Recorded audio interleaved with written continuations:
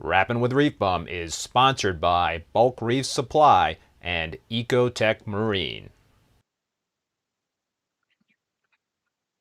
Hey, what's happening, everybody, and welcome back to another episode of Rappin with ReefBum. I'm your host, Keith Berkelhamer. So today I welcome Philipp Rauch from KP Aquatics to the show. What's up, Philip? Hey, Pretty good, man. Keith? Pretty good. Thanks for joining us. So Philip runs KP Aquatics, which is located in the Florida Keys. But before we get into the conversation, I want to thank the sponsors for this live stream, both Bulk Reef Supply and Ecotech Marine. Really appreciate them supporting the live stream, and I appreciate all you folks that have been tuning in or tuning in tonight to watch the live stream. As always, encourage you to hit that like button. I see we've got over 30 people watching right now and only 4 likes, so we got to get the likes up there so more people can find the stream. And while you're at it, subscribe to the channel. That would be awesome. That would be awesome. So anyway, Philip, man, can you give us a little background on yourself and how you kind of got started in this whole business of what KP Aquatics is all about? Oh, we lost him. You back? Yeah, I'm back. I don't know what happened. Can you hear me okay? Yeah, I can hear. I think what I saw, you touched your ear. Did you have your earpiece in there and that hung up? It actually happened. I knew it was going to happen. I have no idea. When we tried it out, it didn't do it. Of course it happened. So, I saw you tapping that air. I was like, uh-oh. Oh, yeah. So, sorry about that. All right, yeah. So my question to you at the beginning of the show was, can you just give us a little bit of background on yourself and how you got started in the business? Absolutely. So we founded KP Aquatics in 2011. My wife and I, Kara, we took it over from my father-in-law who had moved into the core restoration world. His name is Ken Niedermeyer. A lot of people actually know him pretty well too. And he had run Sea Life Incorporated for quite some years. And on the Live Rock site that he actually established in 1993, he had Staghorn settle on there. And he decided to actually go more into the restoration world. And for ourselves, I met Kira in the United States. I'm originally from Germany, but was more in the car business.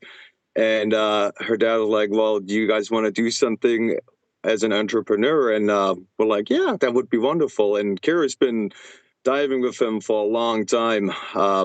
She knows the business pretty well as far as the fish go, and there's certainly a learning curve when you get into it at first, and there's always something new to be learned in it too. But now we're into it. We've improved a lot of things, and we really like what we're doing nowadays.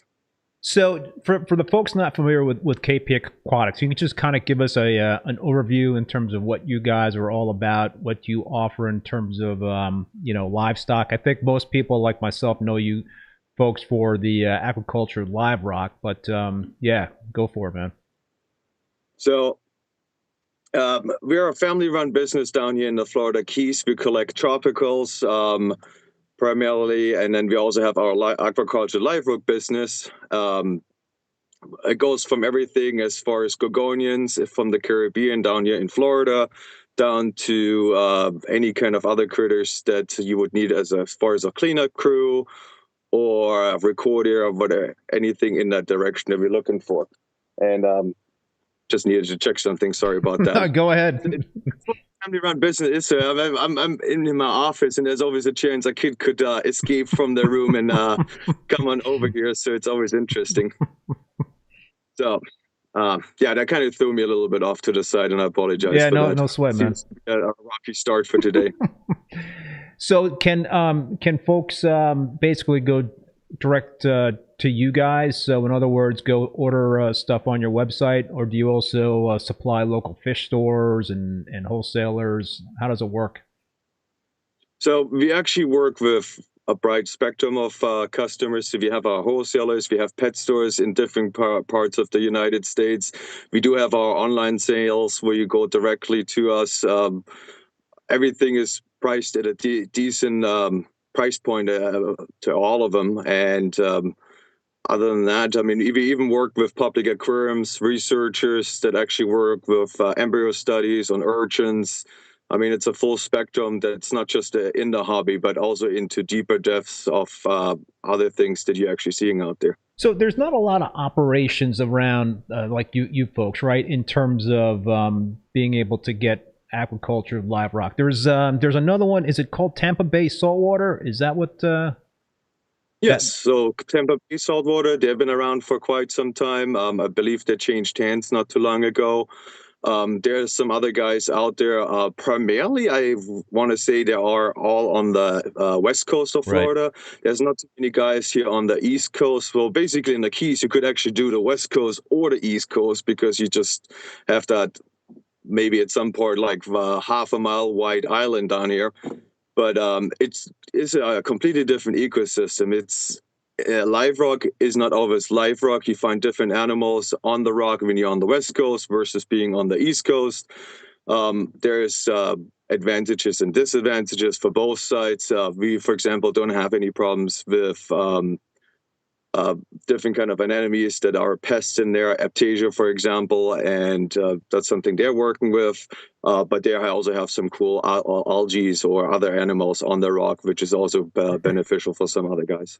Well, I'll tell you, man, I think we were talking about this before the live stream. We were talking about dinoflagellates, and I guess we could talk more about dinos, as we get along in the live stream here. But yeah, 6 years ago, I think it might have been, I started a tank for the first time. And a lot of people know that I just always railed against dry rock. I hated dry rock because I had a horrible experience with dry rock in terms of starting a reef tank with dry rock. But, I probably did not do everything that I should have done in terms of adding enough bacteria and getting that tank ready for the dry rock and cycling. So, I made some mistakes, but it left a bad taste in my mouth, and I sort of like vowed never to use dry rock again. But I have recently used dry rock again, and it was a much better experience. But so when I rebooted that tank because I had dinoflagellates with the dry rock, and I was trying everything possible to get rid of them, and it was just everything I was hitting the tank with was just impacting the animals in the tank. Namely my corals. My corals were just suffering big time. So I was like, you know what, enough is enough. I'm just going to completely reboot this tank. And I used Haitian live rock. I was actually on vacation in Florida about 6 years ago, 7 years ago, whatever it was. And this was back when you could get Haitian live rock, and I found it in a local fish store in the Orlando area. And so I used that, and it was awesome. I mean, the tank, after I rebooted, was up and running really, really quickly, and the rock had some, decent amount of biodiversity on it. So it was it was good. It was the right move for me at the time to get that tank going again, and that tank certainly thrived for several years. And I just had to reboot it because I had too many corals in there. It got too jam packed with corals, and so I just decided to do the reboot on that tank.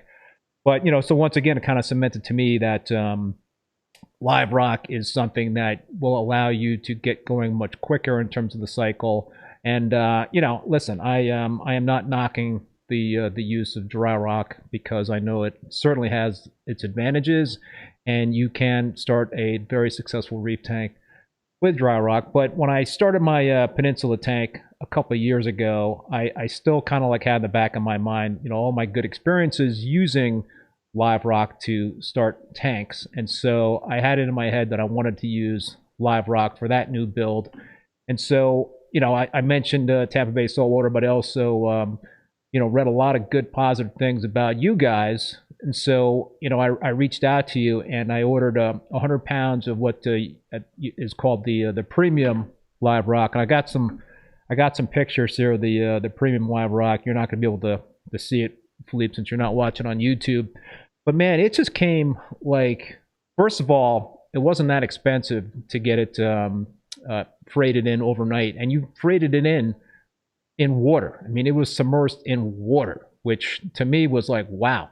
And it only cost a couple of $100, I think, for the freight, maybe a little bit more than that, to freight that rock in overnight. And it just came loaded with coralline algae, sponges. I'm showing the pictures right here. I mean, there was serpent starfish. There were pistol shrimp. I still have a couple of pistol shrimp in the tank. I don't think they're doing any harm. It's just that snapping, though, really can be a little unnerving. And as long as you don't have to worry about mantis shrimp or something. I mean, there certainly can be part of it too, but that's not the snapping or you want in the tank. So I did, that. So what? So I'm showing the live rock there. So basically, this rock, the pictures that I'm showing of the live rock, were pretty soon. I mean, within a couple of days after I received it, I put it into the tank, and my tank cycled in a week. It was just, and I didn't have to add any booster nitrifying bacteria or anything like that. I just put it in the water, and it was instant cycle practically. But so I'm a fan of you guys in terms of the live rock, and I think that it certainly has its advantages, and there are some of the disadvantages. I think the one thing that I followed with your suggestions on the website was to dip the rock in a high salinity bath to flush out the bad guys, and that certainly did work. Can you kind of talk about that, Philippe, in terms of how the that high salinity dip will get most of the critters out? It will get most of the critters out. It's not 100% success rate on it. It's a higher dip in the salinity grade. I don't know the numbers right now off the top of my head what we have, but basically you actually prepare that bath prior to the rock arriving, and then before you actually put it in your holding tank. I personally am a big fan when you can actually cycle and cure it at the same time in the tank that you're going to establish in there.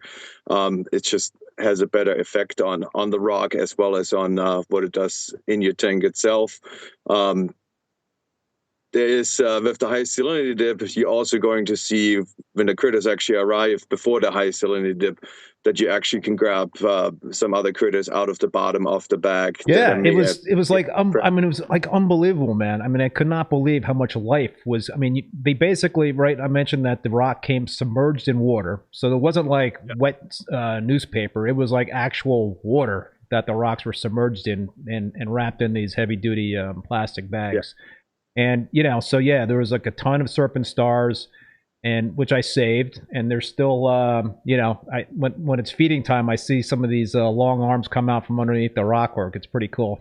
Yeah, I believe it. I mean, there's a lot of critters in there that we sell on the website. Doesn't matter if it's serpent stars or brittle stars that are in there.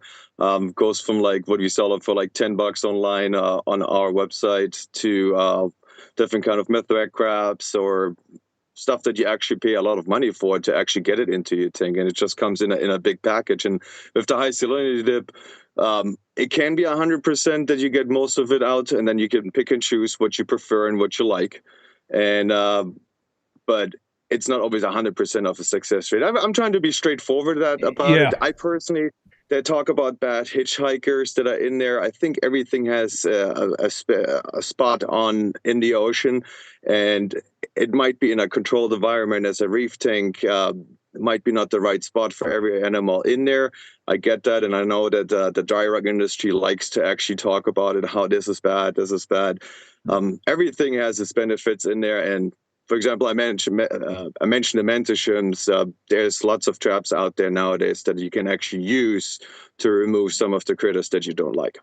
Yeah, you know, so I had a mantis shrimp that got flushed out of the salinity bath, and I gotta say, all the critters that I didn't want, I donated to my local fish store, and I said, listen, these critters that I'm donating to you guys shouldn't be put in a tank with like corals or fish that might get you know, harmed by these critters. So it was full disclosure when I went and brought these critters to the local fish store. But yeah, you know, there was a mantis shrimp in there, and there was a whole bunch of pistol shrimps that came out, and some other crabs. And yeah, I mean, you're right. It wasn't 100% because I did have some other critters that you know, I found down the line in the tank, but it was no harm, no foul. But you know, I would say like a huge majority of the critters did get flushed out. I think I did, and your recommendation was to do 3 different high salinity dips, right? Is that the protocol? That's what we actually suggest when you actually don't cycle it in your own tank. If you actually keep it in a different curing container, then you can actually multiply that every time. And it just increases the chance every time you're actually doing the dip. You wouldn't want to do it too long in that bath because it can also cause some of the coralline algae or some other animals that you want to keep in there to stress out and maybe actually make a little stronger cycle on the tank or on the rock itself. So something definitely to pay attention to. The other thing that I like is, so you got the premium rock. We're still only doing that in water at this point because there's only so much of it available to actually achieve that full coverage that we actually trying to get at the time when you collected. So at one point I started to use starter rock, and you were mentioning the Haitian rock that you liked a lot, and there was still a good bit of biodiversity on it.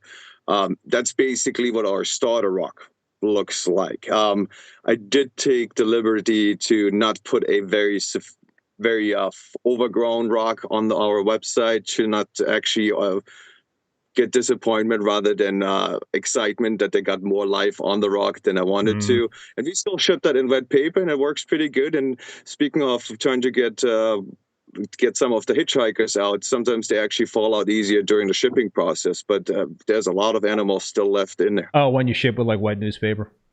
Yeah, exactly. Yeah. When we do the starter rock, and people have actually been liking it a lot too. So we're very you talked me into. I remember when we were going back and forth about this on email or something. You talked me into like getting with the submersed in the water option. And dude, let me tell you, that was a good call because I was just digging all the life and all the coralline algae. I mean, you probably won't get the coralline algae right if you do it on the newspaper. That might kill it. It depends on the coralline algae. We have a dark purple one, which is very sensitive. I think I'm pretty sure I explained that to you back then about, and then we have the regular purple one that seems to be a little more hardier. It definitely makes an impact on the rock when you have that much growth on it and you would just ship it in wet newspaper. There's going to be some die-off from it. But if you're looking for just bacterial biodiversity, then you basically are also in a good spot if you actually get the starter rock on it too. I personally like the in-water option too. I do advocate for the starter rock too in a way, because not everybody has a Southwest airport close by. That's kind of primarily who we're using at this point. And I myself, I only ship on Monday to arrive on Tuesdays due to the fact that I'm driving up to Fort Lauderdale, 5 hours round trip.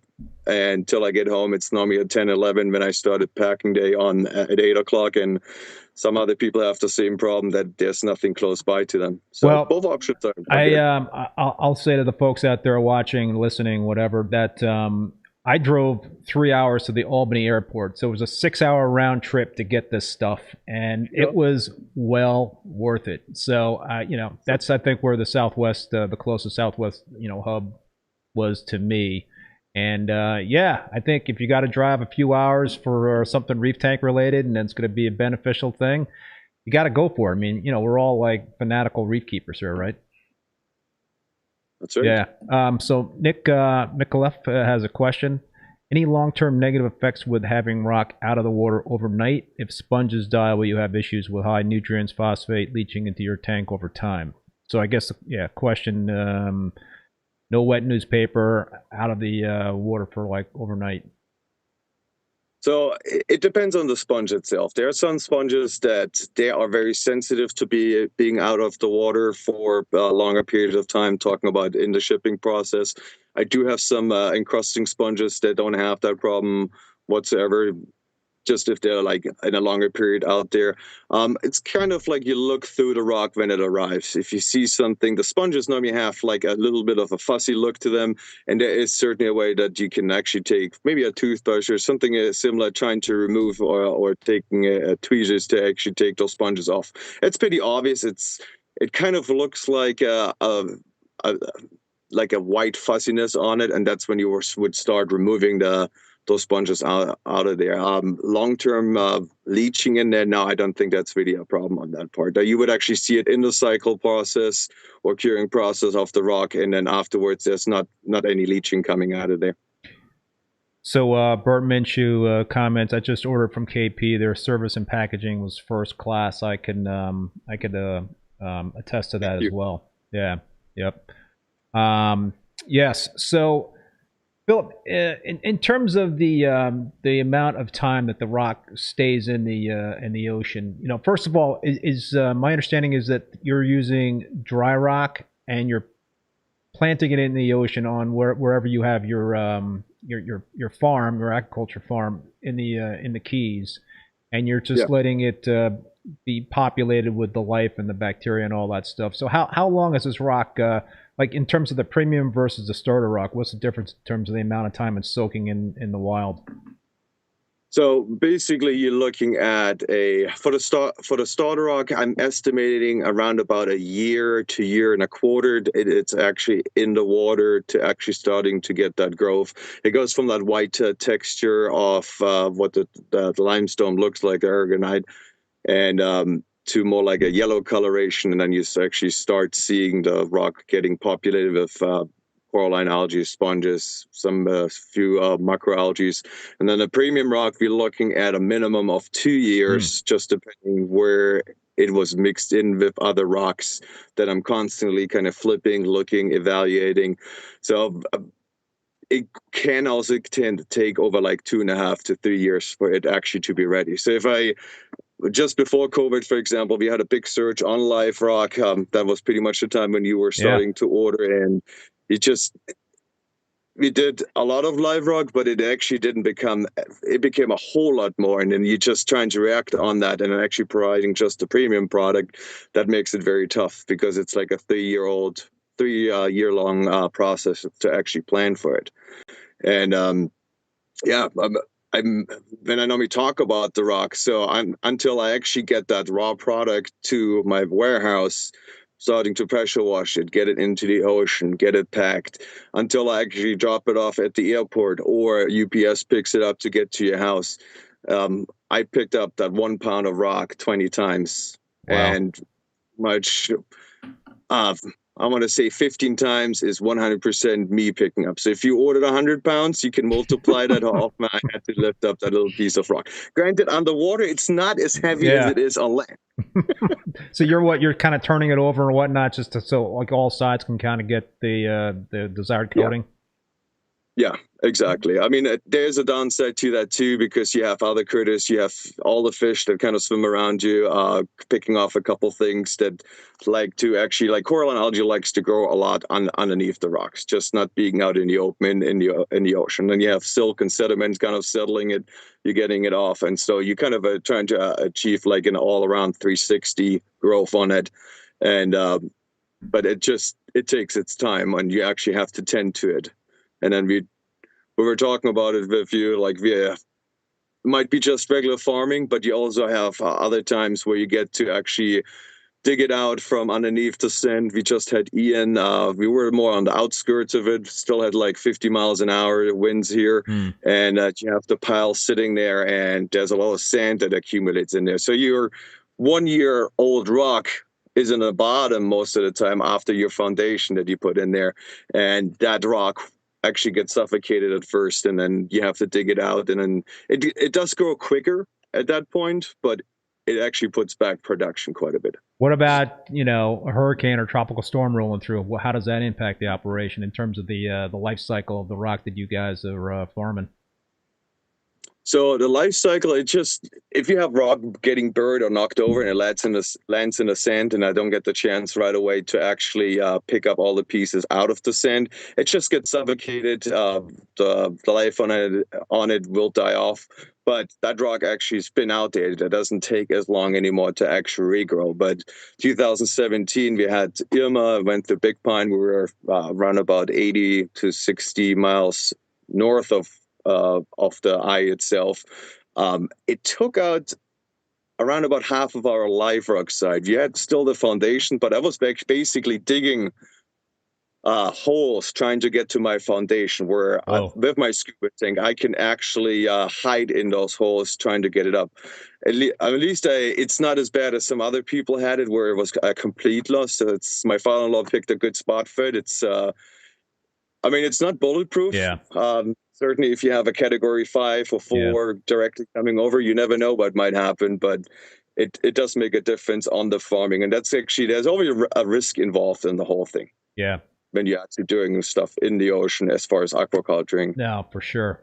So we got another pest question here. Sammy 31D, real Florida live rock back then was a pest riddled mess. Is this still a risk, or is this an isolated area where you guys cook the rock? So I guess the question is, the area that you guys are actually farming this rock, is it less prone to the pests that I guess were more prevalent with the Caribbean live rock off of Florida? Well, as I explained earlier, it just depends on the kind of rock you're looking at. If you say Florida rock, we can be talking about the Gulf of Mexico with the other company over there, or we can talking about the Atlantic side rock that I have, where you don't have to deal with certain other problems on it. I think on the top of my line, it could be a mantis shrimp that is coming out of there, but that's pretty much about it. But it would be more specific of what kind of pests he had problems with, and I could say yes or no if he was talking about that rock. I don't know what he exactly is referring to right now as far as the pest. There's always something in the ocean, and pest is a broad spectrum. I mean, for example, I had people talking to me about vermin snails.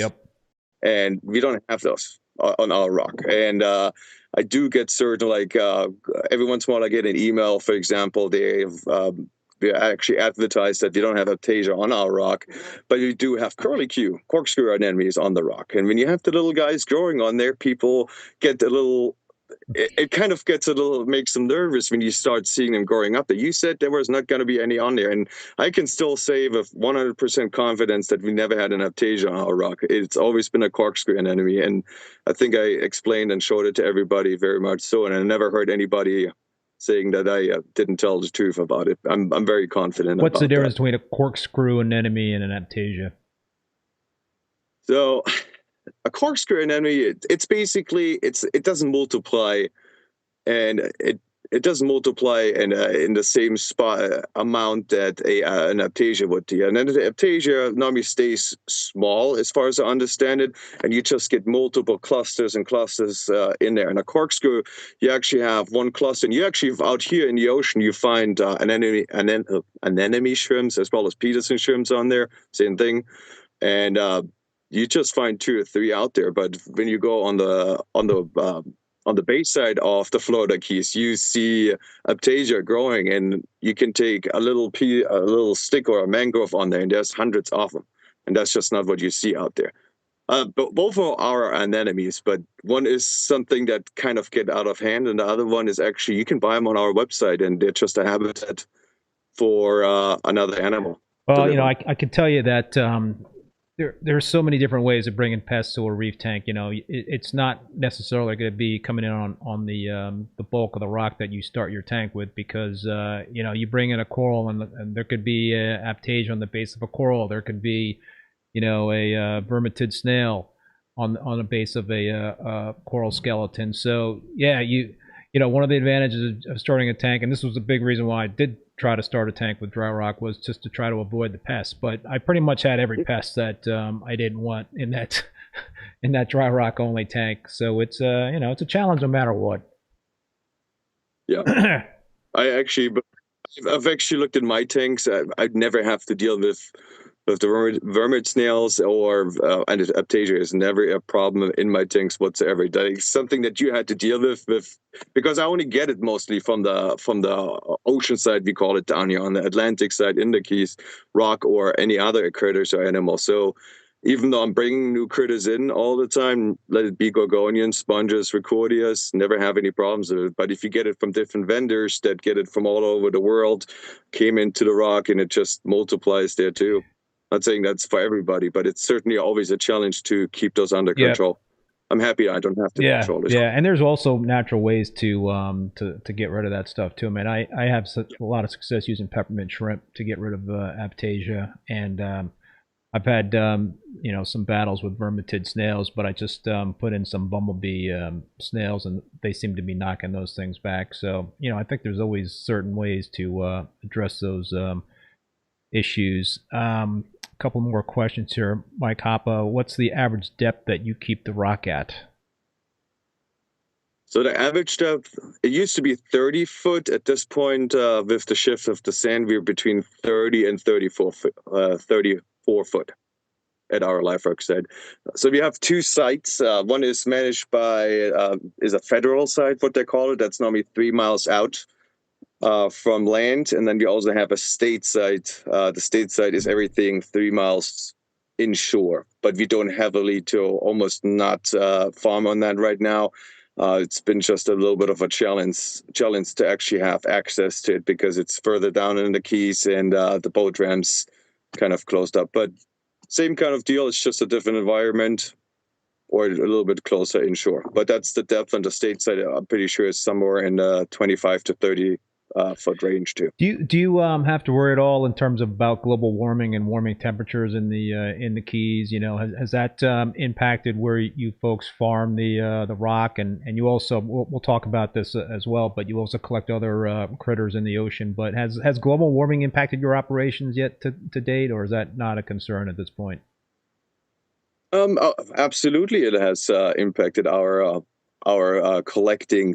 For the live rock, not really so much of an issue on that part. In the summertime, you do find a couple gorgonians, primarily like the stuff that's a little deeper, that kind of starting to bleach a little bit. But it also depends on the El Nino years, if you have them or not. But this year, for example, we still had some of the corky sea fingers kind of turning white. They normally come back without a problem on that, but you do see stony corals out there. One of the bigger issues that we get to deal with is not actually global warming, but it has actually something to do with the pollution down here in the Keys that came from further up north. We had the stony coral tissue loss disease, and there was always the story when I first started that my father-in-law, like, so this is what it looked like in the 70s or in the 80s, how great the reef looked like. Then you had the Diadema longspine urchins die off, which were the big races down here in the Keys, or even everywhere in the Caribbean. And then afterwards, you just had a lot of like stony corals die off from that. And so the stony coral tissue loss disease is something that actually happened in the time after IVs took over the business. So different kind of big coral heads got affected by it. And then all of a sudden you don't see as many neogobies anymore on the heads that you normally see 20 or 30 in the summertime. So there's certainly effects all around it. I mean, global warming overall has a very good effect on it, but there's multiple factors. We have like water quality that actually also affecting our environment down here in the Keys. It's good thing is we actually are. So the other collecting that we do is actually a limited entry fishery. So in the Florida Keys, when you actually collect the other critters, you can only get into it if you actually buy a license. At this point, it's closed from another person who wants to get out of the business. And you actually report everything that you catch to the state of Florida. So they have very sophisticated data of what the catch ratios and the data is on that. And it's been very often labeled as a very sustainable fishery because they're seeing in very good numbers on the critters that they're seeing every year and not really any declines on the animals. I mean, some things go up and down. That's certainly, there's no question about it. I can't say that I don't have an effect on it, but so does any kind of other fishermen out there. You're saying, okay, you're talking about mahi or dolphin fishing. Everything has an effect on what we take out of the ocean, but everything also has its purpose. Are you guys involved at all in any reef restoration work in the Keys? So restoration, am I doing anything actively? I can't say that. I do support my father-in-law wherever I can on this. I've done 1 or 2 days in theory, also for volunteer work, cleaning. But for example, for me being out in the ocean, there's, for example, so my father-in-law actually spent a lot of time out in the ocean in the areas that he went fishing in. But I came across a coral head of elkhorn that he's never seen before. So it's actually very healthy and in good shape. And they're actually taking genotypes from there and had very good successful outplanting from that genotype that's out there.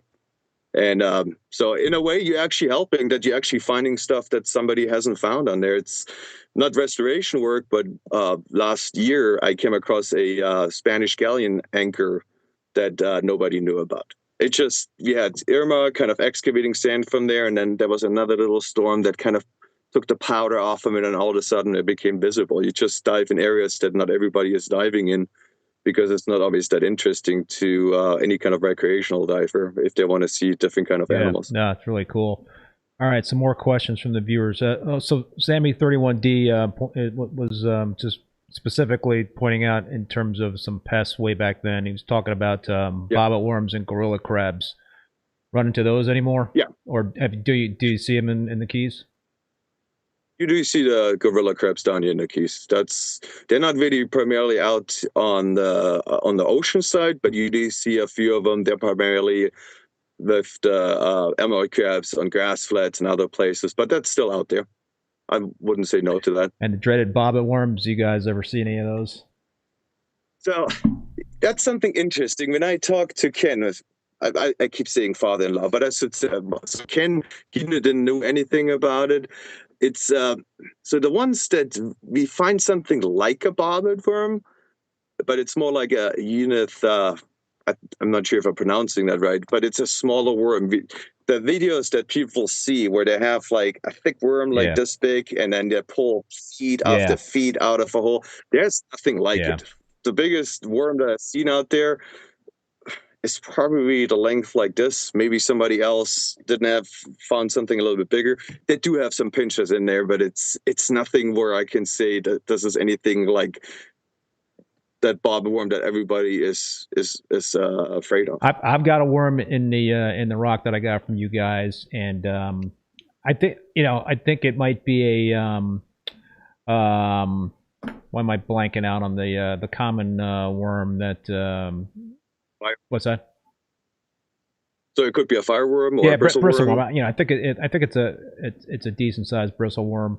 Maybe it's the other worm you're talking about, but it's harmless. You know, it just hangs out. And again, like in feeding time, I'll see the worm kind of like come out from underneath the rockwork, but it doesn't bother anything. So you know, it's perfectly reef safe in my tank at least. Drew Young's got a question for you. Does Philip dig or mine the dry rock locally? You use Marco Rock, don't you? Or no? I don't quite use Marco Rock. It's basically, it's a very similar, it's the same kind of product, but I don't get it from those guys. Everybody has their own suppliers they're working on. There's different kind of places you can get it from, but it's not the same place that they're getting it from and working with, but it's the same material as far as I understand it. I mean, maybe there are some differences on that part, and I don't want to step on anybody's toe on that part. So this is a question that I was going to ask you from Barry Goss Sr., and I think it's a great question. So you know, there's a thing out there. A lot of folks like to use this what's called negative space aquascaping. So it's minimalistic, right, in terms of aquascaping with very small amount of rock, dry rock, whatever, in the tank, and so you have a lot of open space for fish to swim through and corals to grow out. And there's always like some interesting shapes, and folks, you know, have become very creative in terms of using putties, super glues, and you know, accelerators or what have you to like just make these incredible, bizarre looking aquascapes, which are really neat. Any plans for you guys to submerge some designed or some of these unique shaped rocks so people can do these minimalistic aquascapes? Are you talking about the shape itself, or are you talking about doing it afterwards? That's the question. I mean, because maybe you guys put together some bizarre looking, you know, thing that you've already glued together, and kind of, you know, obviously that's more labor on your end, and I don't know if that would be a money making proposition for you, but yeah, you know, just something I guess where you would have more unique shapes, and you know, I guess you have a lot of. I think I got some shelf rock from you guys, but you know, arches, stuff like that would be really kind of cool and unique. I've talked to one or two guys who were interested in making those kind of scapes, and we would actually submerge it at the live website, which is very easy to be done. But you're going to have that talk with UPS or with the airlines being really nice to those scapes if you actually ship it, package them. I mean, you have certain limitations. When you have something dry rock, you just wrap it in bubble wrap and then just put a big box around it. When you're shipping something live, there's limitations to the whole thing. But if you have that, I mean, you can actually glue it very easily together yourself at home to actually make the shape that you would prefer or actually like in there. I do try my best to actually follow requests if somebody wants certain sizes or anything else close to it. But yeah, but I had one or two guys that actually asked me, hey, do you want to actually submerge something like this out there? And yeah, that's what we're looking at. And we do have a fish. I think actually Marco Rock actually raffled it off a couple of years back in Fort Lauderdale, and a friend of ours in Wisconsin, John, actually got it, and we actually submerged it at our live rock site. It's a 260-pound fish made out of the same material that we have our live rock with, and he has overgrown. And it's kind of overlooking our live rock the whole time. It's kind of a cool little thing down there. That would be kind of neat, man, you know, but I could see that being difficult to kind of execute, to have like somebody put together a really unique so you basically would take somebody's scape and you would dunk it for them, and then after a couple of years you could pull it out and they could have at it.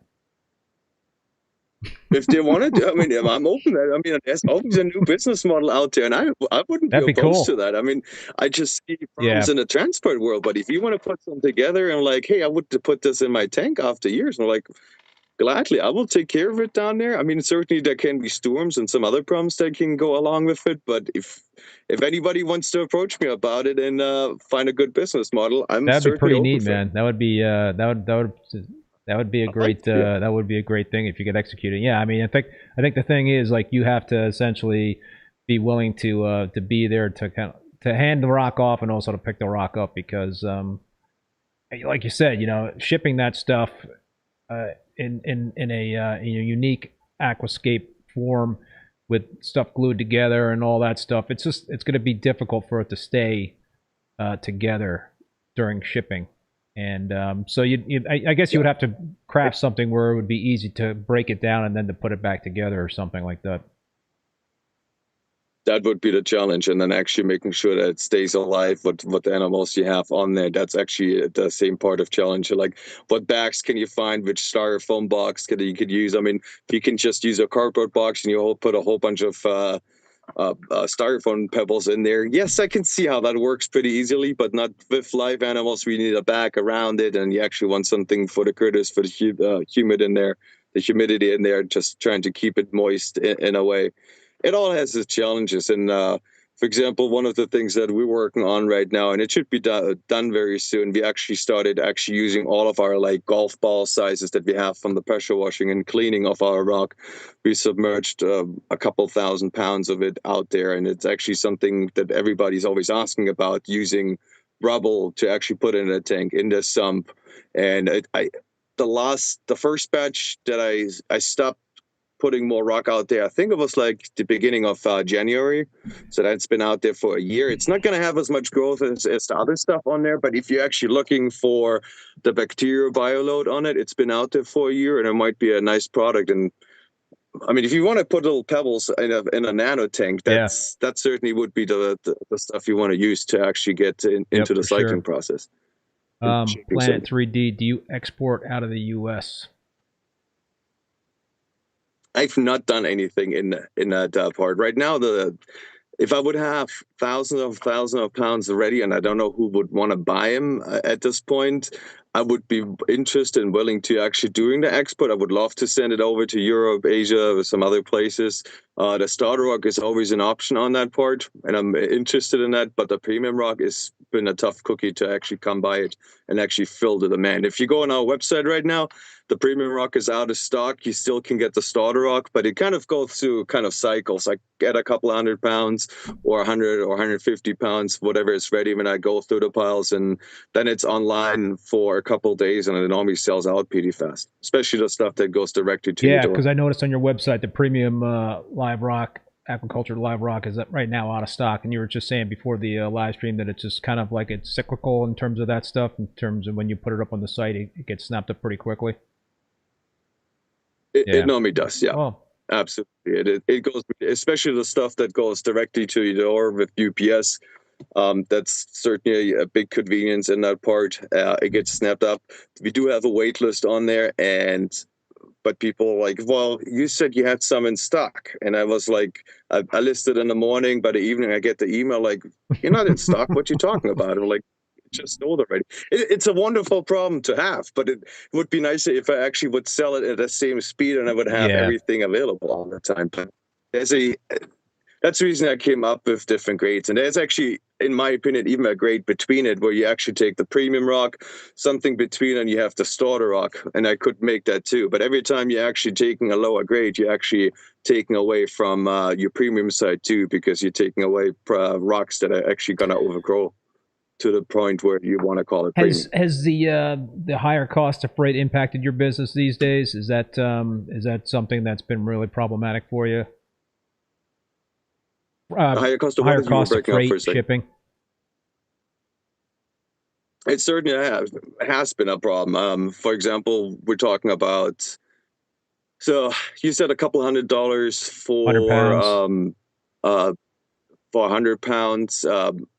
We shipped it at a different speed back then. With COVID, you had a lot of problems with the airlines trying to get it from point A to point B within the time frame we actually wanted to. So I shipped it at the higher level of next flight guarantee, and I shipped somebody 200 pounds to Chicago, and it was between $600 and $700 between the two. It might be primarily more the gas prices, because that is a fluctuating factor with the airlines that didn't increase it as much. But UPS, for everything else, you see prices going up more and more.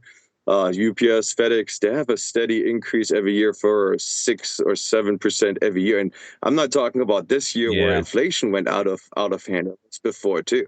So you compensating. I mean, I would love to say let's get away with free shipping for everything else, because it's just one person has higher prices on the critters, the other person does this. It's just in the end, it still all gets built in there. But for example, one point I was trying to make, I haven't done anything. The premium live rock, I think there's definitely a higher price point. 15 pounds is $248 on the website, but I haven't changed that price for like 2 years. So I'm actually, with higher freight prices, I haven't increased it yet. But at one point I will have to do it, because cost of living is going up here in the Keys, and I would like to be in business for a little bit. NSB Reefs, any discount on the in-state shipping? That's something I've actually never done. I would love to say I can do it, but I always, for example, if you live in Fort Myers, well, Fort Myers is a bad example right now. You live in Vero Beach, and you want to meet me on Monday night at the Fort Lauderdale airport. We meet halfway. You get the rock at the air freight prices, bring your own containers, and then we can even knock it down a little bit. But I don't have any decreased prices for anybody in Florida. Yeah, you know how I got the Haitian live rock home? I was in Florida on vacation. You know, my wife and I were down there visiting her mother, and so I found the live rock. It was I think the Haitian live rock was sitting in the local fish store for a couple of weeks, and I hit the mother load, and there was like a whole bunch of like live rock, and I bought like 125 pounds of it. So, but basically they put it in like 5 styrofoam boxes for me, and I was going to take, the plan was to take it home with me on the airplane, and this was not in water, So these are just in styrofoam boxes, and I think they put some wet newspaper on top of the Haitian live rock. And I got to the airport, and I think they told me it was going to cost like $500 to take it on the plane in those 5 different boxes, but or maybe it was $600. I was like, what? I was like, what am I going to do? I gotta pay the money, right? I just can't leave the rock at the airport.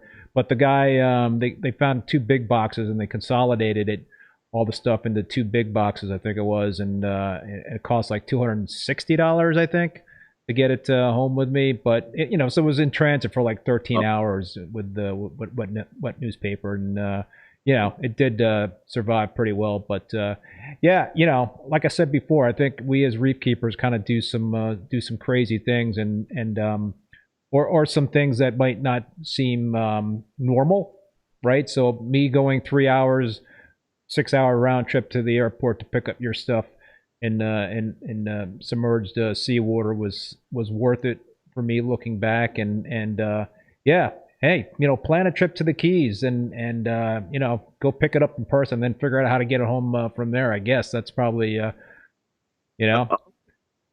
I will agree with that. That's absolutely not a problem. I have quite a few people that like to come by, and they're like, you actually get to pick out the pieces. As long as I don't have any orders, so like I listed the rock on there, I need certain pieces that I need to have for that. But people love to pick through it and kind of look through what's there. I mean, there's going to be times when I freshly collected it, I have a bunch of it in there, and sometimes we've had a couple of weeks of bad weather, and there's not going to be as much in my live rock tank in there. But if you can actually, I mean, small pieces and as you might imagine, odd shape pieces is the holy grail most of the time. That's what everybody's looking for. I personally don't think we're actually looking at round pieces most of the time anyways. I'm showing the Aquascape again that I created out of your live rock, the 100 pounds that I used. And I could say, I was nervous. This was the first time that I think I had gotten live rock where I was not able to cherry pick the live rock. I'd always been able to cherry pick the live rock. So I was a little nervous about that in terms of getting the shapes that I wanted and all that sort of thing. But as you can see from this picture right here, I just created, this stuff wasn't glued together. I didn't use any rods or anything like that. It was just pretty much 2 layers of rock, and I created a lot of neat caves, and there were some arches in the pieces that I got from you, and it was like kick-ass stuff. I mean, this is not a commercial for you guys, because we've got no connection here in terms of KP Aquatics and ReefBum. I'm just talking about my own experience and how I think it was a very positive experience. But I think the porosity of this rock and the amount of surface area that bacteria can colonize on were big pluses in my eyes. But yeah, I would say obviously if you can go and cherry pick rock, then do it. But I could also say that if you do order it and receive it via freight or UPS, whatever, that you guys have some pretty nice shapes as it is. You can make a lot of aquascapes out of the stuff that we're actually sending out. I mean, I'm making sure that what I'm actually putting out in the ocean has a lot of holes, different kind of shapes in there. It's not like I'm gonna send you 5 baseballs when you order 10 pounds or whatever amount you're looking for. And you're right. I mean, you paid for the 100 pounds back then, and that was for one of the. It was a bargain, man. That was a bargain I got. And I saw, well, you got it cheaper back then. There was certainly a high demand that kind of came afterwards too, and just trying to keep up with the whole thing. But it's shipping it in water was. I really liked the idea of it, and it actually turned into something really good, and that's the reason I recommended it to you. And well, nowadays, seeing what the success was with the rock for yourself, as you said, you can duplicate that with dry rock too. It just takes a lot longer time, and you can answer that for yourself if you would be where you are nowadays, where dry rock versus live rock, if you would be in the same spot. NSB Reefs is saying I can be in Fort Lauderdale in 4 hours. Meaning he wants to, or she wants to meet up and get that rock and circumvent the whole shipping thing. But that's totally fine. It's Monday afternoon to night when I'm normally there on those tides. Like in the winter time, I'm like clockwork going up there. Right now, we have a couple times where it kind of gets a little bit of a lull, where it's not as much out there. And one of the things that you actually always battle with as a diver yourself, and being like, we're a small family business. So I'm the one who's actually does all the collecting for the live rock. Any other critters, I do get a couple of critters out of Halides, some other places, and not other places, but I have one other collector that helps me out getting some of the fish. But everything else is pretty much done by me. So just lining up all those times and dates, trying to meet with somebody is certainly important. Here's an interesting question from Sammy31D. I'm not sure you can answer this, Philip, but what's the benefit for farming the bacteria from the ocean versus seeding a large system indoors and using wild seeded rubble or bottled bacteria? Is there more diversity? I don't know if you know the answer to that question. So do I know the answer? I don't know. I have my input on the whole thing. I know that some other companies doing that right now. They actually, I don't know. So if you take it out of the bottle, there's no point of getting it from anybody else. If you take a bottle, you can do that at home. You get. I'm not even familiar with the product. First one that pops into my mind is one from Fritz, I believe. Like you put a bottle, you pour it in there. You don't need anybody else doing that for you. As far as taking rock that I have produced, and you actually get it into a facility where you're actually growing it, and I mean, I can see the benefits to the whole thing. At this point, what I'm wondering about is actually like all the critters that live inside of the rock that are important to it too, if that also has an effect on the rock itself too, getting it out of the ocean versus actually farming or growing it in a very sterile tank there too. So the verdict is out there. You to answer that question, but that has been figured out. And then I know some other companies doing that right now. Some have failed. Some have tried multiple times. Some say they have a handle on it now. I have not seen it, and we'll see where it's going to be in a couple of years. There's something I don't feel threatened with my livelihood right now of what it is. The only threat I have is storms, but we'll see what the answer will be on there. But I would love to hear input from other people, if that comes out at one point, to see what the difference would be. So before we talked a lot about, or we talked a little bit about some unique aquascapes in terms of being able to submerge stuff. Reef Addicts Merch is wondering, do you submerge any branch rock? Any branch rock that you guys have? I don't have any so branch rock I don't have. So the rock that was always referred to as branch rock, what I know of is the Tonga rock. I don't have any Tonga rock. So when you actually submerge, it's a very controlled environment that you have there. For example, if I would take the rock that you have in your tank, I could not even put it back out in the ocean. I would actually have to kill everything on it because the rock has been exposed to Pacific corals, and that's something nobody. Well, corals are wonderful, but you don't want to mix the environments. We learned that's is a bad thing in that part.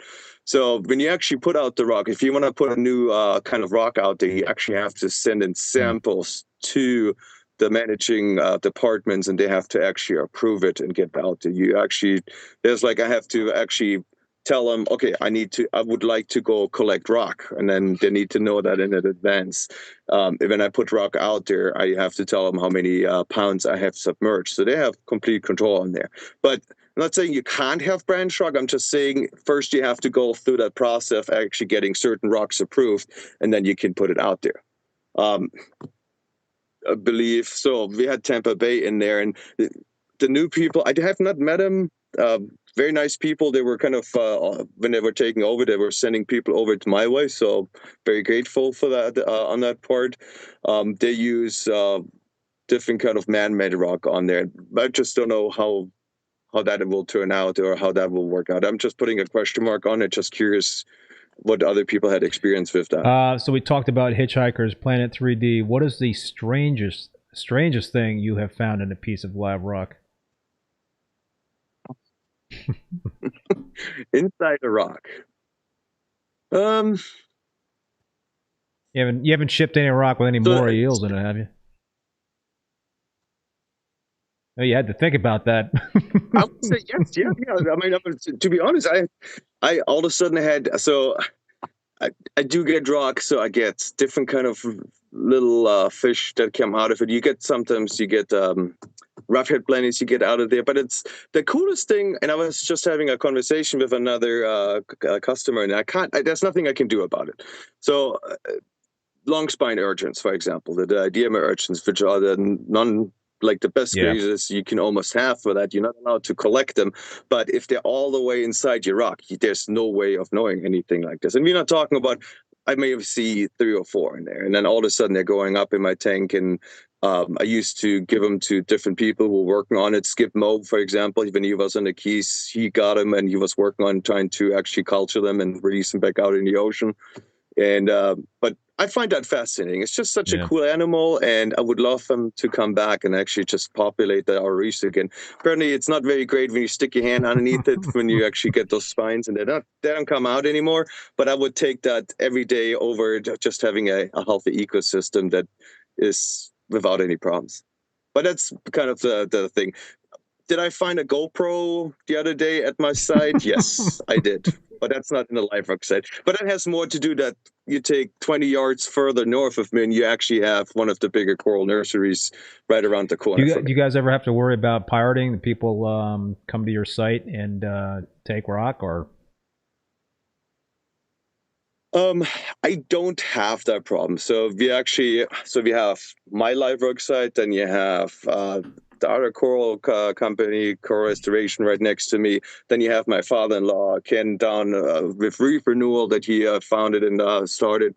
I mean, there's always people out there. If somebody wants to go out there at night, yeah, that could happen, but it's never happened. It's just too many people out there all the time, and there's a lot of eyes out there. You just never know how that would go. And I think instead of trying to get it from me, aquaculture, trying to steal it from there, you would go anywhere in the ocean. There have been people a couple of years ago, people were busted for it.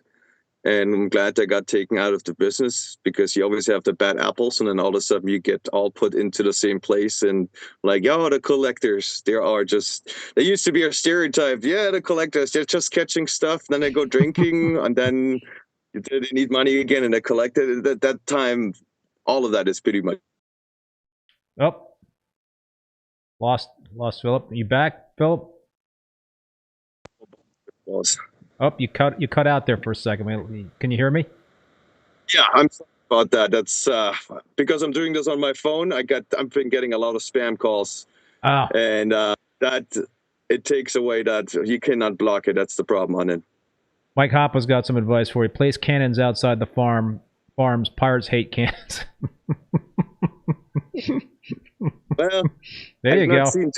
On that part, I have that anchor was one part. I do have a couple spots where there used to be some there was a cannon sticking out, and you can't see it anymore. But yeah, that's all stuff it's not bad. I'm hoping my fish actually looks around and looks over my live rock set. So we've been talking about aquaculture live rock for this whole live stream. Let's talk, Philip, about some of the other stuff that you guys collect and sell. Caribbean fish. Can you give us a little overview in terms of what you guys collect and sell? Well, the most iconic fish that we sell, well, not the most iconic fish, but the fish that used to be like the picture when you come to the Florida Keys. You have your queen angel fish, different kind of fish that come down here. There certainly are still around, and people still like them for certain tanks that they have. If you have a reef tank like you have, that would be not really the right fish for it. So a lot of things actually shifted to more towards smaller blennies, jawfish, smaller fish that actually have a certain years of life cycle out there. So the fish gotten smaller, but not by what you find out there, but more of like what people can use in their tanks. And one thing that we always sold a lot of, I mentioned it earlier, was it's always been the Gorgonians. When you actually can get them from us directly, it just, there's so many middlemans can be cut out on that part. We do always encourage to use our pet stores too. They get a good price on it too, and they can actually sell it for the same price that we're selling it there. So we're trying to always have a fair calculation on that part. And Rorquodia, Zoanthids, that's always been big sellers for us. Lionfish we now have too. Lionfish. Lionfish, but they used to be only in the Pacific, but it's been a couple of years that they've been around. So it's not news, but it's something you don't always had seen before. And you do see fluctuations on them too. There used to be a time I had spots. You can go there and you can get 10, 15 lionfish if you wanted to. And nowadays, you don't always see them all the time. Does it have environmental factors, different kind of spawning moments that you would have? It's all possible, but could it be also water quality? I don't really know.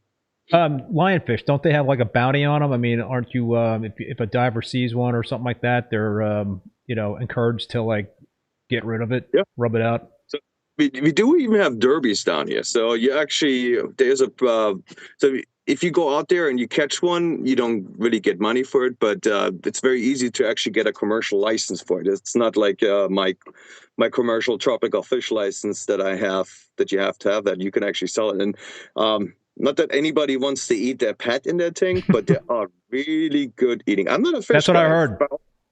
but they are really good tasting fish. Yeah, that's what I've heard. I mean, they're gorgeous fish. I mean, if you got a fish only display, then I think with the right, you got to, I guess, pick your fish carefully, right? Because they might consume the other fish in the tank. But it's amazing to see. So back on the bounty, for example, what you're talking about, on those derbies, they can make 1,000, then they get a good bit of fame on there. Sometimes they have another $500 for like the biggest one, the smallest one, who brings one in alive, different categories they have on there. So they definitely have put a hurting on the population, which I'm happy about it. I don't miss lionfish. Lionfish, as long as they don't have a hole that they have disappeared into in a big coral head, it's very easy to catch. One of my favorite fish to catch when something is easy. Yeah, no, for sure. What about any new species of fish? Are you guys collecting any new species of fish? Well, new species, as in, it's not like we're finding new species all the time. I do know every once in a while some other collectors, I heard that the other day that they had seen a new kind of species of fish on one of the wrecks down here. And for example, we have a couple wrecks and you actually have orange cup coral growing on it, but it only grows on the shipwrecks. So that would be a new species of corals. You just don't see it on the reef. And I don't know why it doesn't grow on there, but it's a different topic. It's not like you want to go and chip away stony corals from a reef that any recreational divers are using. Yeah. There could be a lot of like user conflict, what they call it. We always stay away from well-known dive sites that other people actually use here and there. I might go for something that I only can find there, but you wouldn't even, like a roughead blenny, you're not going to see too many, or the normal diver would actually see them out there that I would find in that area. But we try to stay away from those sites because they're making a living. If you have a dive boat and you bring people out there, there's no point of catching that one angelfish that's in that corner and trying to take it away from there. It's hard to turn away from a fish in that spot, but if you have only one thing on your mind, then you focus on the species that you have. Yeah, makes sense. Let's talk a little bit more about the inverts that you guys collect. You know, I talked about mentioned peppermint shrimp before, and my understanding is that there's a whole bunch of different varieties of peppermint shrimp, and that certain ones will eat certain things. And I mentioned that I use peppermint shrimp to eat Aiptasia, but not all kinds of peppermint shrimp will be prone to eating Aiptasia. What do you have any sense in terms of the ones that you collect, whether they're Aiptasia eaters or are they not? Or that's an interesting topic on that part. So you actually have, I think there's like 8 or 10 different species out there. If I have the right scientific name in it, Womandi or something, what it's called, that's the one that actually goes after the Aiptasia. And you do get them out of the Tampa Bay area year-round. They actually are bycatch from shrimpers that actually catch bait shrimp quite often. And then in the winter time, so we just had October 15th is the start of trapping for stone crab. So they actually use bait for the stone crabs to go in their traps, and those peppermint shrimp, I mean, they are voracious when it comes to eating anything. So you actually find them in the bay cuts. So, but my point is, there are a bycatch, but the ones that we get here in the Keys are like 95% of the time are the right species that you would like for taking care of Aiptasia. Same thing when going up from Tampa. The Tampa, Newport Richie area, I believe that's where they're all mostly coming from. But there's different animals that go in there that would go after this. I mean, a couple of things you get from bycatch from other people down here. You have different kind of spiny bugs and cowfishes that you can get from there. But yeah, the peppermint shrimp, it's just a seasonal kind of thing. I'm pretty sure this year is going to be a little more scarce, maybe as far as peppermint shrimp goes, because Tampa, I mean, they didn't get hit by the hurricane, but is that going to have an effect on the population? It is possible. I'm not sure. I've also heard that certain peppermints would even eat aqua-eating flatworm eggs on the base of corals. Is that something that you've heard? I've not heard it, but believe me, when you actually get a couple hundred peppermint shrimp at a time, when you get them from the bycatch guys, you can actually go in there and any kind of dead skin that you have on your hands, you can stick your hands into the tank. You have 10, 15 peppermint shrimps on there, and they're ripping every little piece of skin that is dead from there. Really? Yes, it's amazing. You can actually open a spa if you have anybody who ever needs a side business when they have too many peppermints, putting it in there. I mean, they're ferocious when it comes to a lot of different animal, like eating, and if you have a lot of them, it's very hard to actually make sure that they're not eating each other. Yeah, there you go. What about other members of the cleanup crew? What do you guys like to recommend? You know, I know you guys have snails and hermit crabs, and yeah. What do you like? You know, I mean, I've heard some people say that hermits might not necessarily be good for a reef tank. I've always loved having hermits in my reef tank. They don't seem to last too long. Maybe that's just the species of hermits that I have in the tank. But what do you like in terms of a cleanup crew in a reef tank? So what I personally prefer, I do like snails in there. The thing you were talking about, the hermit crabs, we're talking about the different species. A buddy of mine, James, he was actually telling me that his redlegs, the Scotted Reef hermit redleg crabs, don't have to have a long lifespan, but they seem to be really good on hair algae. Just you pick and choose your battles. You have something that an animal can do really well on there. And I personally, if you don't have to have crabs in there because you're not having bubble algae, for example, emeralds or mithra crabs, yeah, maybe something you don't have to put in there. But I do like my snails. We always have a lot of aster snails in stock. I do like the cirrus snails. They might be not as aggressive, but they have a longer lifespan. They're not, sometimes aster snails, if they fall over, they need a lot of help coming over and actually getting back onto the glass. Cirrus snails seem to be more bulletproof, and they do a fine job too. I mean, there's even other species that like to climb out of a tank. As long as you have a lid, you're fine, but they are really good algae eaters too. It's just they're intertidal that you find them, and that's just their normal behavior on it. You find the right thing on there. As you mentioned, like, okay, what do I recommend? I don't like that approach. Oh, you have a 20-gallon tank and you need this, this, this, and this, and this there, and I'm just going to send you a package. I don't think that works. It's like you don't have this in there. You're just spending money on something that you didn't need, but it came in a package. And do you need it? No. Yeah. I was going to ask you.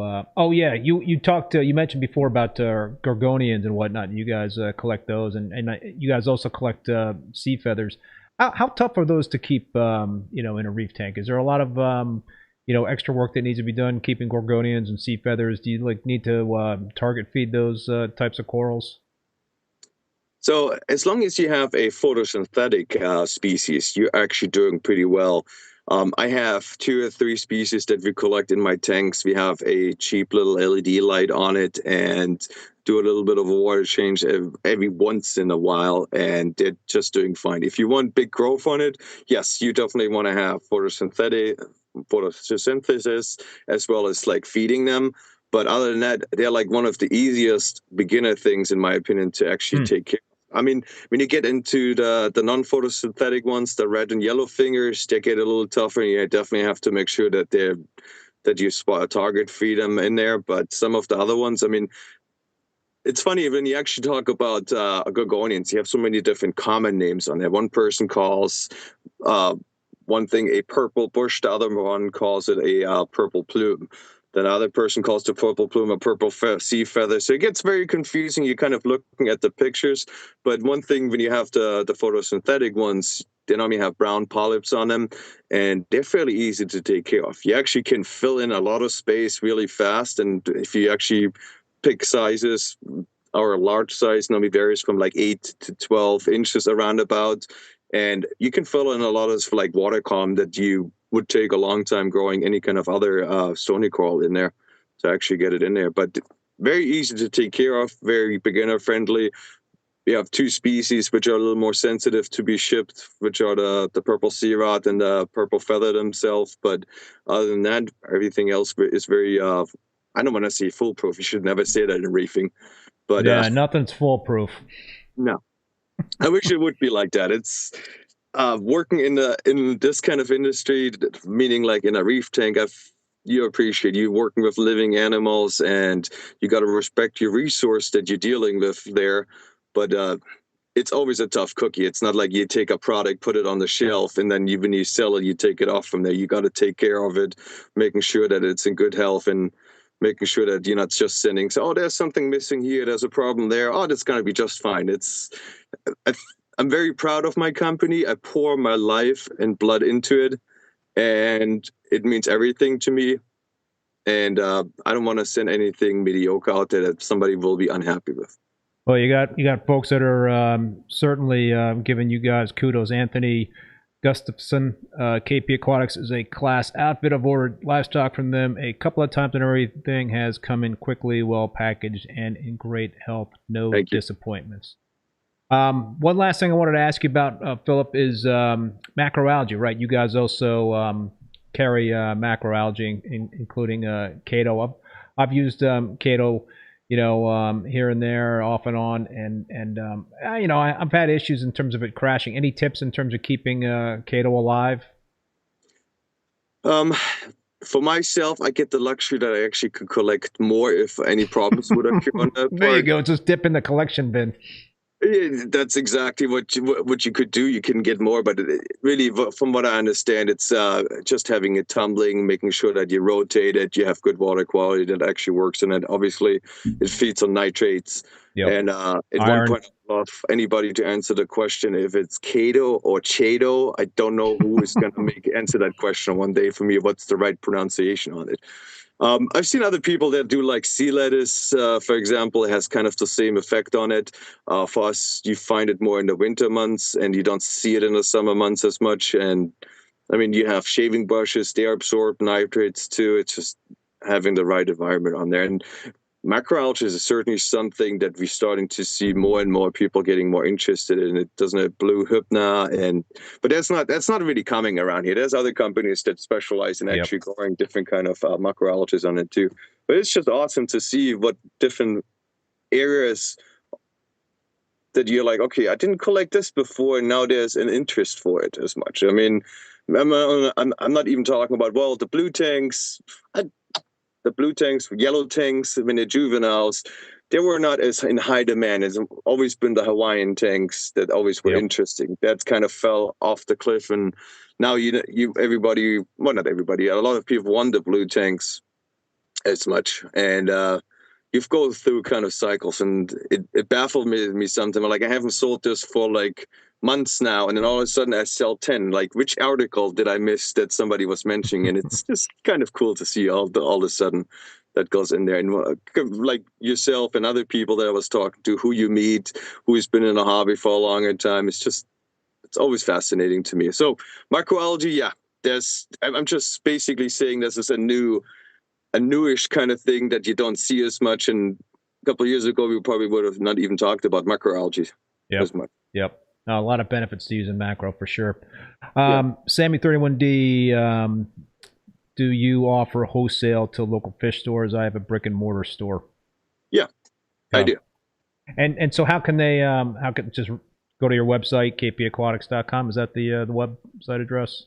Yes, that is the correct one. It's our email address is kpaquatics@kpaquatics.com, or you go to the contact us page. Normally the @KP Aquatics catches all those emails, and going in there. We do like stores that kind of like to order a bigger array of different animals from us. We go through spurts. One downside being a small business, and me being the diver, tried to mention it earlier, like I've had problems with ear infections for like a couple of weeks now. So now the stock has been depleted.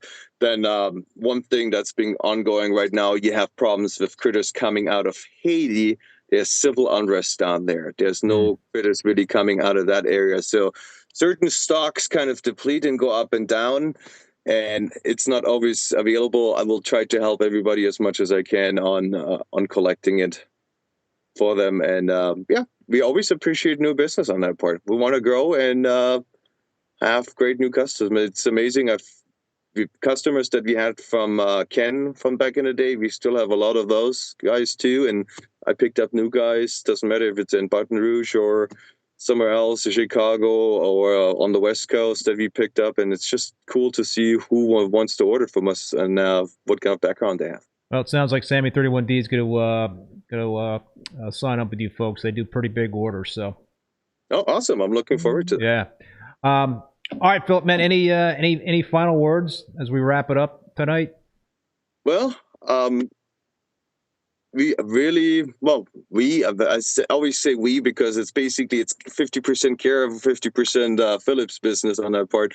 It's always good to getting submerged and talking to somebody who's been in the business for quite some time. And as you talked about, it was just nice to actually get in contact with you again, seeing what the success has been with our live rock. It makes me proud. It's something that I see as a long-term project for ourselves. And I just really enjoyed our talk on that part. And if you ever come down here in the Keys, give us a holler. I'm gonna be actually going to the Keys. My wife and I are going. I forget which key we're going to in April. So I'll have to see if I think we're gonna be driving back from wherever we are in the Keys to Miami. So I'll have to make stop and check out the operation. That sounds good. I mean, we're nothing fancy. It's a very low tech but very efficient kind of setup that's been set up for a couple of years ago. It's nothing fancy as far as a pet store goes, but come on by, check it out. If you it sounds like you might be flying into Key West, but other than that, the upper Keys, you start getting into the Keys when you get into mile marker 104, and then Key West is 0. So if you flew in somewhere else, you have to drive by me and come back, and I'm basically just 10 yards off the highway. It's not a big island chain on that part, but it's not very wide. Yeah, that's what I've heard. All right, cool, man. So people just go to kpaquatics.com, check out your stuff, and that's how they get a hold of you. And they could also purchase directly from you if they wanted to go that route. Cool. Absolutely. All right, Philip, man. Well, thank you very much, dude. This was a very enlightening chat. I really enjoyed talking with you, and I want to thank you for taking the time to join us tonight. Thank you for having me. Yeah. So that's going to do it, folks. This show. I want to give my thanks again to Philip for doing the live stream tonight. And I also want to thank both Bulk Reef Supply and Ecotech Marine for sponsoring the live stream, and for you folks tuning in and adding to the conversation. Really appreciate that. Also, thank you to Paul, the moderator. Also want to let you know that all episodes of Rappin With ReefBum are available as podcasts on Spotify, Apple Podcasts, Google Podcasts, Stitcher, and Amazon. My next live stream is not going to be a Rappin With ReefBum. It's going to be a live coral show. So I'm going to be selling some frags right here on YouTube this Sunday, October 23rd at 3 p.m. Eastern Standard Time. There'll be some really sweet SPS frags up for sale. I'm going to throw in a couple of LPS frags as well. My next Rappin With ReefBum live stream will be on Thursday, October 27th at 7 p.m. Eastern Standard Time with Kim Koch. I'll get that pronunciation correct. She represents the West Hawaii aquarium fishermen, so that should be a very interesting episode given the news out of Hawaii recently. So if you want to check out the full upcoming schedule of guests, visit reefbum.com under the YouTube section. Until then, be safe and be well, and we will see you next time.